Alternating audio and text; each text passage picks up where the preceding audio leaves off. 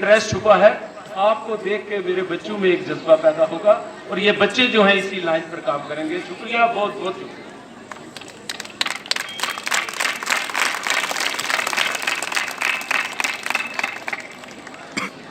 जी, ये retired district horticulture officer जनाब मोहम्मद इकबाल साहब स्टेज की तरफ तशरीफ लाते हुए, ये भी इसी सरजमीन पे है।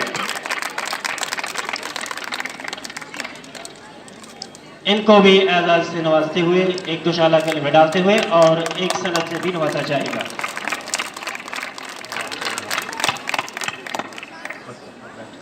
इसके साथ मैं उन तमाम हमारे स्कूल के कुछ बच्चे हैं जिन्होंने डिस्टिंक्शन होल्डर बच्चे हैं यहाँ पे, उनको मैं दावत दूंगा कि वो स्टेज पे आए। उनके नाम हैं रिहाना फिरदौस, मिसबाह खान, नसरीन कौसर, नाजनीन खान, वाहिदा इसहाक। ये वो बच्चियां हैं जिन्होंने हमारे स्कूल का नाम रोशन किया है।